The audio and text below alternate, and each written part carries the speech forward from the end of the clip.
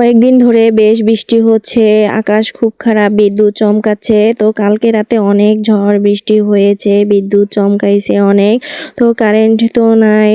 তো সকাল থেকেই শুয়েছিলাম, সকালে উঠেছি, উঠে হালকা পাতলা নাস্তা অবশ্য খাওয়া হয়ে গেছে। আজকে সে খাবে না বাসায়, দুপুরে বাহিরেই খাবে, কাজের জন্য এক জায়গায় গিয়েছে। তো সেখান থেকে আসতে আসতে রাত হয়ে যাবে, খাবে না।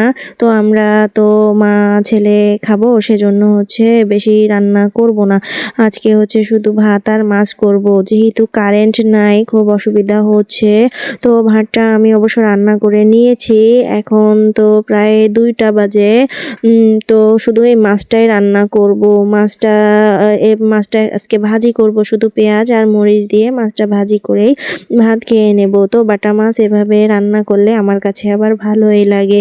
বাটা মাছের সাথে অন্য 2 পিস মাছ দিয়ে দিয়েছি, কারণ হচ্ছে বাটা মাছে অনেক কাঁটা থাকে, আব্দুল্লাহ খেতে পারে না। তো আব্দুল্লাহর জন্য অন্য 2 পিস মাছ দিয়েছি, ওকে ওই মাছ দিয়ে ভাত খাওয়াই দিব, আর আমি বাটা মাছ দিয়ে ভাত খাবো।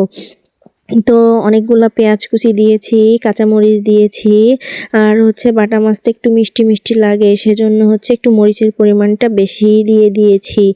তো এভাবে হাতে মেখে তারপর পানি দিয়ে হচ্ছে বসাই দিব।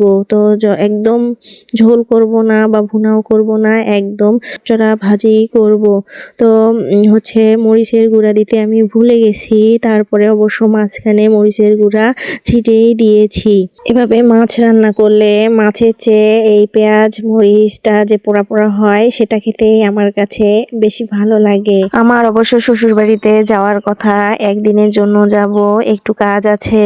তো সবকিছু গুছিয়ে রেখেছি, আজকে যাওয়ার কথা ছিল, কিন্তু এত বৃষ্টি, এই বৃষ্টির মধ্যে যেতে পারলাম না। তো কালকে অবশ্য শ্বশুর বাড়িতে যাব, সব গুছানোই আছে, কালকে চলে যাব শ্বশুর বাড়িতে। তো যাই হোক, এদিকে মাছের ভাজিটা হয়ে গেছে, আমি অবশ্য একটু পোড়া পোড়া করে ভাজিটা করেছি। তো দুপুর তো হয়ে গেছে, প্রচণ্ড ক্ষুধা লেগেছে।